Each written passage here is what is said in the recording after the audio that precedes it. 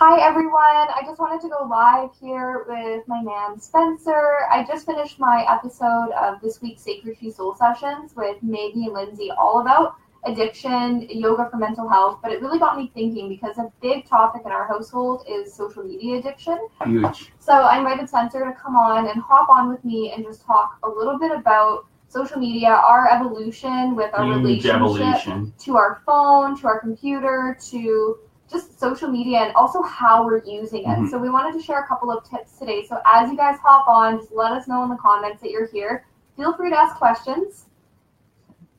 Drop the comments here. Yeah, absolutely. So when it comes to social media addiction, first off, put an emoji, throw a heart up or something. Let us know. Who's addicted to social media and I'll admit it. I am. Was. I think if you're on right here, right now, more than likely at some point or another, you've probably felt that calling to your phone, or like you picked it up and then you don't even realize that you picked it up. Unconscious, for sure. Or you go out and you forget your phone and you get this like panic attack of like, oh my God, I've left without my phone. And this happens all the time. And in our society, it's certainly not really getting any better, right? Like, no, it's getting far worse. And this is why we're on here to talk about more conscious social media and really being effective by using social media in your life. Absolutely. And like the way that we use it, because it's growing and growing and growing, and we're getting more and more surrounded by information, like information overwhelm. Like you open your phone or your laptop, and the first thing you go to is Facebook most of the time, or you're maybe checking your emails, but you're getting info from this person, from that person. You're getting cat videos. You're getting so much. But I don't know about you guys. I used to really have a fear of missing out. Like I felt like I had to check my phone like all the freaking time, because I'm like, well, what if something's happened in the world and then I don't know about it, or someone gets engaged and I don't hear about it, or something happens, and you just get this like habitual fear of missing out on what's going on in the world.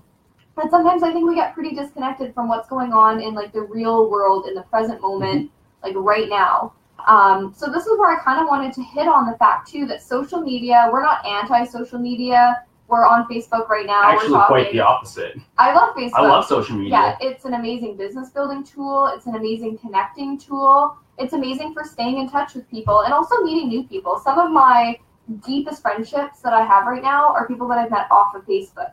So what I want to hit on with that is really assessing your influences on Facebook and asking yourself, how are you spending your time when you're on the computer? And it doesn't have to be just Facebook. This can be Instagram, this can be Snapchat, this can be email. It's all the same kind of stuff though, where you're getting bombarded with information and opinions from other people. So taking a little bit of an assessment of your influences. So when you hop on Facebook and you start scrolling, are you just scrolling and it's just negative thing after negative thing, and it's shitty news articles and then people bitching about their day? Or are you actually going through and making sure that you're surrounding your influences and the people that are influencing you with positive things, educational things, things that when you go on, you actually feel like your energy is raising up rather than getting off and then feeling like a sense of negative energy from where you were at before you opened up your phone? Yeah, and absolutely. And this is something that I've really struggled with in the last little while, is being influenced on my Facebook feed by negativity.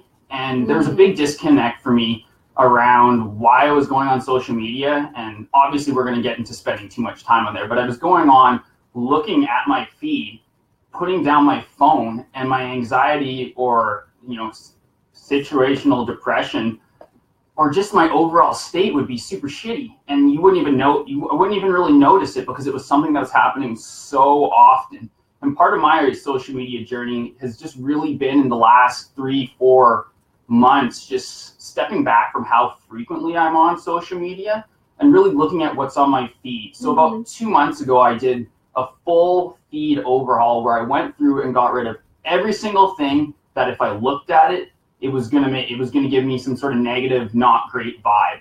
And then I replaced every single person who I was following first with something that was really contributing either to my spirituality, my physical development, anything that was going to up-level me or leave me feeling really, really positive. And just some simple things like, a couple funny animal videos, anything that I'm interested in that's going to leave me feeling good once I've actually turned off my phone and put it down. So I highly recommend, as you start scrolling over the next few days, really take a look at when you look at a post, even if you're just glancing over it, is that positive or not? You have 10 positive things, or you have, one positive thing and 9 things that are kind of negative or bullshitty. How are you going to feel when you go through those two? And a tip around that as well, if you don't know, is you don't have to unfriend people to change what you see in your newsfeed. If you are having someone and they're a total negative Nelly and it's bringing down your day and you don't want to see what they're posting all the time as soon as you open your phone, just go to their profile and you can hit unfollow. So you don't have to unfriend them, just unfollow them. And then if you do want to connect with them, just shoot them a message or go to their profile. But then it's not showing up in your newsfeed. So I don't know if you guys knew about that tip. And then the other thing is if you want to see more of what someone's putting out and you're learning from it or you're inspired by it, go to their profile and put see first. You can put up to 30 see first. So that way when you open your newsfeed, you're still going to see other things on there, but you're going to see a lot of content from those people that really lift you up and inspire you.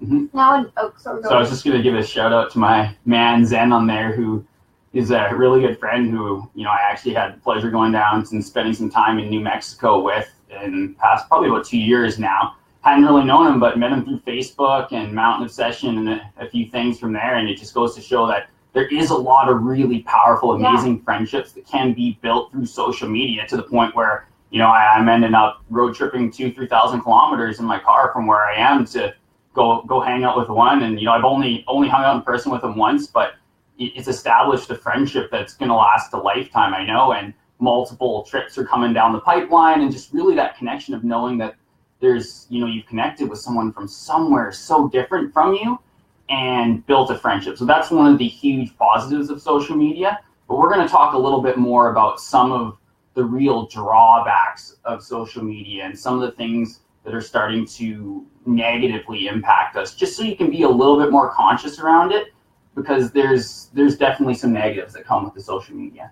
Yeah, there really is. I mean, people are getting up, and if we look at it from an energetic side of things, and how many people, let us know in the comments, are you getting up in the morning, your phone is on your nightstand, or maybe you even sleep with your phone? Yeah, I'm kind of guilty the past couple nights of that. I got to get a new alarm clock. Yeah, and you get up, and we at least keep ours on airplane mode, but it's better to keep it out of the bedroom. But a rule that we set, because I used to get up and I'd wake up in the morning, the first thing I would do is grab my phone and start scrolling. And I'd start my day off by looking at other people's shit. And I'd look and I'd read my emails and I'm doing all these things. And I really realized, what kind of energy is that putting out? And it's certainly not prioritizing myself or my day. And I'm starting off my day by really putting out the energy that everybody else is more important than me.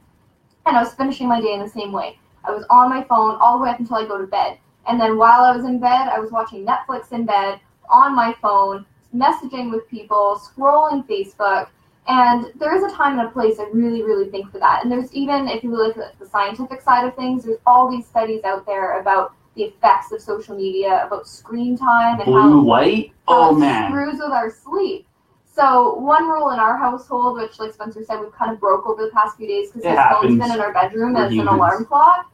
But we go no internet, no social media, any of that kind of stuff from the first hour that we wake up, hard rule, and the first hour we go to bed. Because, and you know what's funny? It's very hard to do. There was a lot of resistance around that. Total resistance. Really struggled. And I was like, oh, holy shit, I actually am pretty addicted to this. If I can't go an hour in the morning and an hour in the evening without feeling like I got to scroll my phone. So it actually took a little bit of practice. But what I use that time now for is waking up, spending time with Spencer. We drink our morning coffee or our morning cacao drink together. We do some yoga. We do our journaling. We read to each other. And it's really shifted not only our relationship, my relationship with myself, but my relationship with social media and the energy that I'm putting out, that I feel like I'm a priority. And I don't start my day by looking at my phone on my to-do list. I do that the evening before, so that when I get up the next day, it's not like, oh my God, what have I missed out on? I know that my time is sacred, and the time that I'm spending with Spencer in the morning or in the evening, that's more important to me than what someone is doing on social media or what they've posted about. And if it's that important, then someone will phone us and get a hold of us, or I'll see it when I see it when I go on my phone. Absolutely. So I want to tell you guys about a little hack that I used to just really get an idea of how addicted to social media I was. And I'm big into data. I like it when you can quantify something and then you can really see it and you know it because you have it in data. So there's this awesome app out there that you can get on every platform, and it's called Quality Time.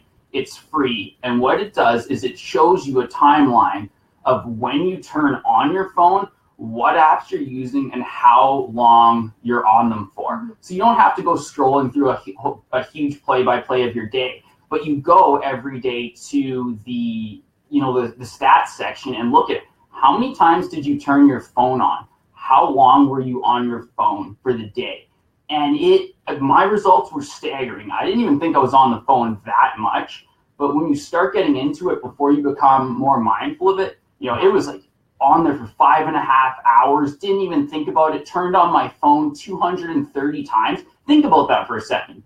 230 times I went to my phone during a day, opened it up, and clicked it on and off. 230. Now, I don't know about you, but that to me is a ridiculous addiction right there. So since I've been using this Quality Time app, I've been able to get a little bit more clear on when I'm turning it on, how many times I'm turning it on, and where my time is going. So when you're seeing that you're on Facebook for 1.5 hours a day and you've been on that app, opened that app 50 times, you kind of get to the point where you give your head a shake and see, well, where can my time be going instead? Yeah.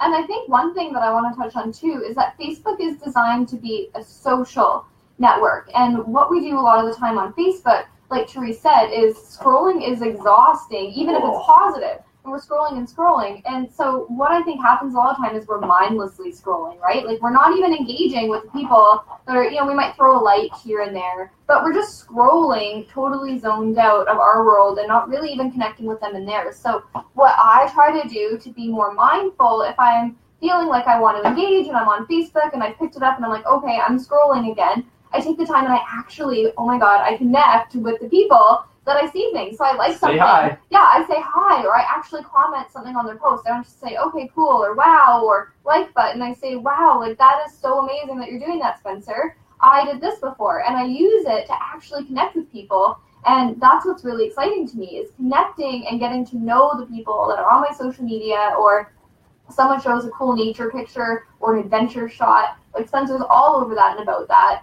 So you can really use it as a tool to connect with people that are like-minded. And I always encourage people to move it offline sometimes, right? And even if that starts off by just messaging with people or using the voice chat thing on Facebook, or maybe you're having a video chat, because we're connecting with people all over the world, but find people that are in your community that are like-minded. Like use it as a tool to meet people that are on your vibration that you can have really genuine connections with, because sometimes it can feel lonely, it can feel isolating, especially for those that are on kind of a personal growth journey. And a lot of people I know on our Facebook use Facebook for business. So it can be hard to draw that line between using it for business, but then also having it for pleasure and maybe rewarding yourself if you feel like scrolling for 10 minutes and looking at cat videos. Like we're all human, so it's okay. But I think what we're really hitting on is having the awareness around that, because addiction is a serious thing.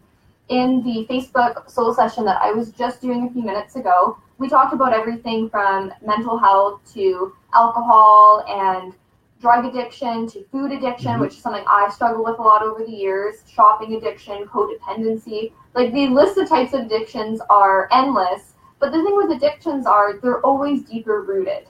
So if you're on Facebook and you're really, really feeling addicted and it's mindless and you don't know why you're on there, ask yourself, like, what void are you filling? Are you bored right now? Are you lonely right now? Like, what is it that you're craving on a deeper level? Are you looking for entertainment right now? Maybe that's okay. But asking yourself those questions a little bit more, because I found that helped me reduce my time spent on social media, and it helped me become more aware of how I spend my time on social media, when I just became a little bit more aware each time of why I grabbed my phone in the first place and got on there in the first place. Because it can be a serious thing getting addicted to something, and you can kind of feel like you're alone and maybe feel some guilt or some shame about it, or you think it's not okay to talk about. And it really is, whether it's a phone addiction or it's a serious drug addiction. Either way, there's a behavior there where you feel like maybe you don't have a sense of control over the amount that you're taking it on. So, absolutely. Now, there's an interesting challenge that I set for myself probably about 3 or 4 months ago, when I really started to take stock of how much I was on social media, and it's what I call the newspaper challenge. So for about a week, 2 weeks, what I did was I limited myself to going down my feed, which is essentially a newspaper, a news feed, to how long I would have previously flipped through an actual newspaper. So, but when you used to get those, you grow up, you flip through the sports section, you flip through these, you don't read every article. And when you're done at the end of the newspaper, you don't really pick the newspaper up multiple times in a day and keep rereading it and looking for more things. No, you read your newspaper, you spend your little bit of time, and then you're done. So what I challenge you to do is apply that to your social media usage for a week or two. And I guarantee not only is your social media usage going to go down and you're going to start feeling better, but you're going to start realizing you have a lot more freaking time to do other things that are really, more beneficial to your life. Yeah. And really start taking down that stress level, because we're inundated with information all day long, and a huge part of it comes from our social media feed. So try the newspaper challenge, see what it works for you, and just let us know in the comments, or just reach out to us, because it's a really interesting thing, and it's quite hard to do. Yeah, it totally is. And ultimately, there's no right or wrong way to go about it. But if you're just taking some steps, because I know I'm super guilty of it. I know Spencer has, in our world, of saying that we don't have enough time.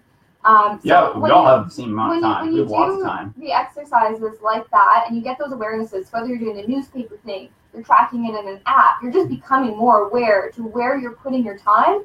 Well, you're going to find that you have more time to go into those other things. So maybe you weren't finding time to work out before, or you weren't finding time to meal prep before. You might be shocked and amazed at the amount of time that you're wasting on something that maybe isn't filling you up. And for those of you that do run your business and do a lot of that through Facebook, I found just setting some boundaries for yourself is really good, in terms of, if you have posts and things you got to get out, you can pre-program a lot of that into your groups. If you have messages, like I know for me, I really struggle to keep up with messages. Crazy. So you got to set yourself a time that you're going to sit down and go through those messages and reply and not get distracted. Because I know lots of times I'm like, hey, hon, I'm going to go sit, I'm going to go and reply all of my messages right now. 3 minutes later, I find I'm scrolling Facebook. Yeah. So I catch you and call you out quite often for this too. So if you're using it for your business, don't be hard on yourself, but just try to have some more awareness of where are you putting your time, especially if you're in a business building mode on Facebook. So if you went on and you're making a content post, or you're getting back to messages, or you're going in to moderate your Facebook group, make sure you go on and do that. That's one of our number one things we do in our house, is what we call the Pomodoro technique. Love it. Where we set a timer for 25 minutes. So you could set yours for 15, for 30, whatever feels good for you, but you set yourself a timer.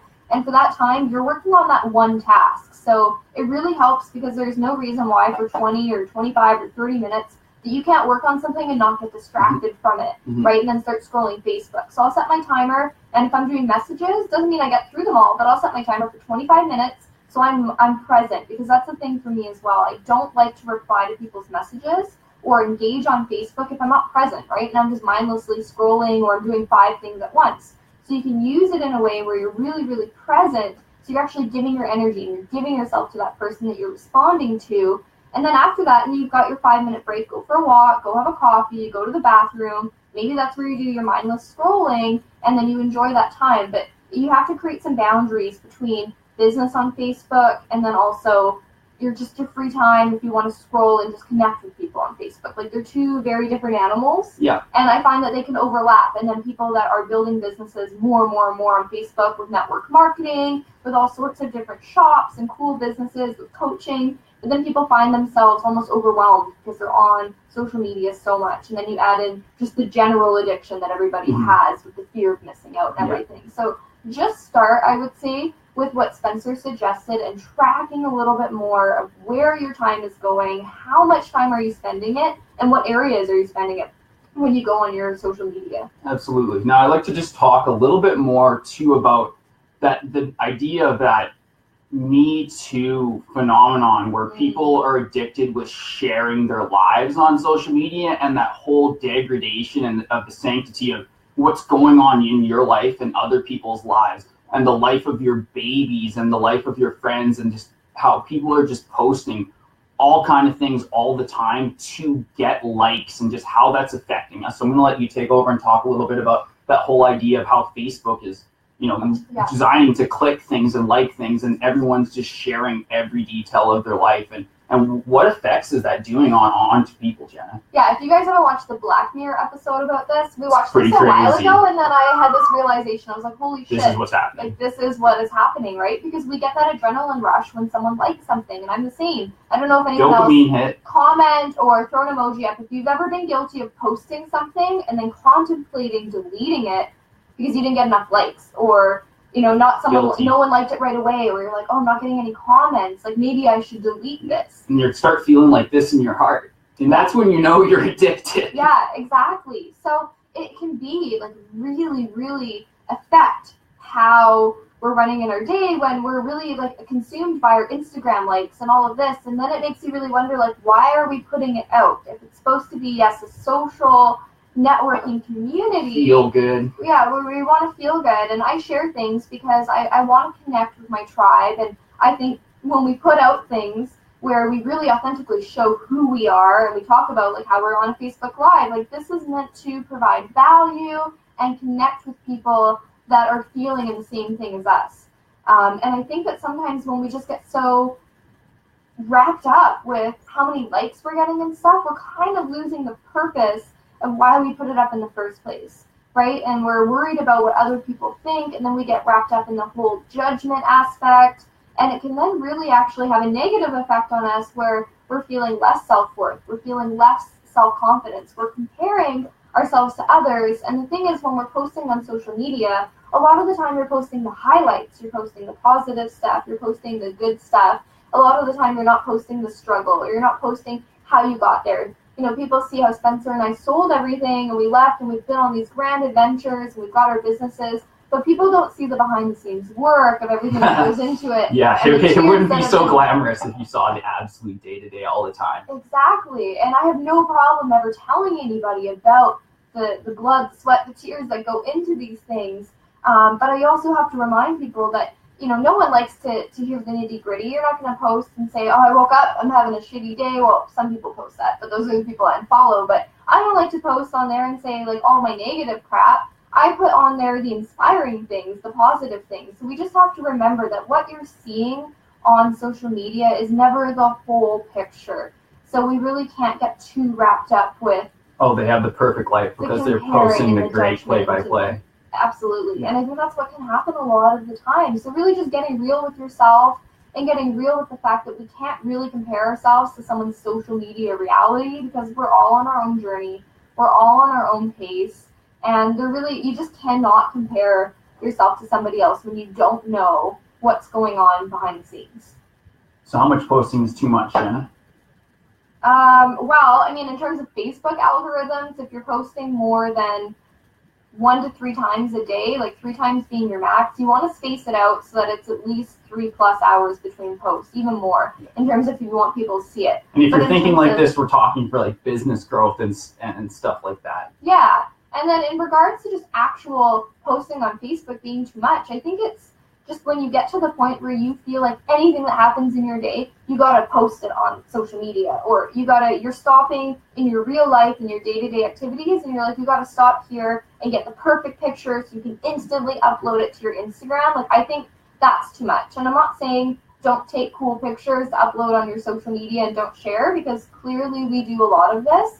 It's just having that awareness around, like, what is too much. And when is it affecting you're out on a date and you can't enjoy your date because you're on the phone the whole time? Or you're going for a nature walk and cool, maybe you want to snap a few photos, but are you just holding your phone the whole time and just not even being present with where you're at? So I think that's where it really becomes too much. Right, and so let's talk about that a little bit more, and that idea of how people are taking social media and their phone usage, if we're going to expand a little bit, and really bringing that into the one-on-one relationships and when you're in person. So I know something I've been bad for, and it's one of the things I chastise myself for when I catch it, is when I have my phone in my hand when I'm engaging with someone in person in front of me, whether it's a group or one other person. If I have my phone in my hand, that's a huge no-no for me, unless I'm taking a picture and we're on a mountain, or or we're quickly looking something up.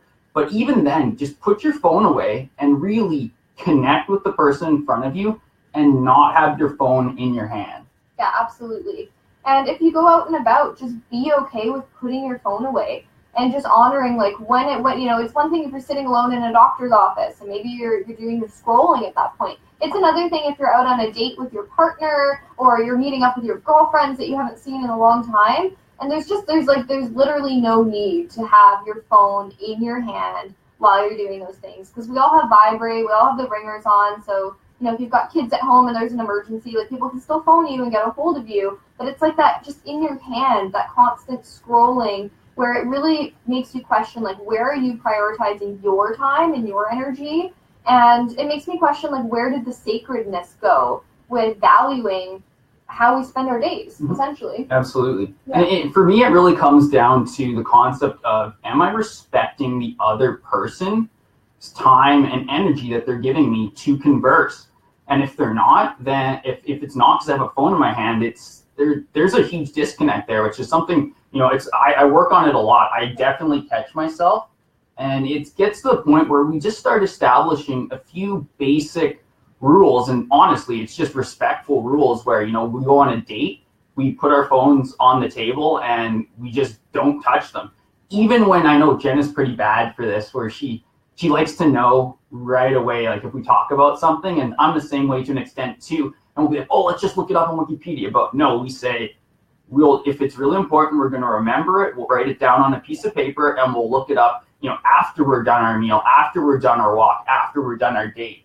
Because there's so much temptation just to pull it out, just take notes and to do everything. No, just try taking a little break from your phone for a bit and just notice how hard it can be. And then you have to start questioning, like, how addicted are you really? Well, we get so addicted to the instant gratification between us and the adrenaline rush you get when you post something, to when you get the like, to when you see something and then you're not worrying about the fear of missing out. So I really, really challenge everybody just to have some more awareness and make sure, like, I see Victoria said that, she might be missing time with her daughters. And that's what it really comes down to, is we don't know how long we're here for.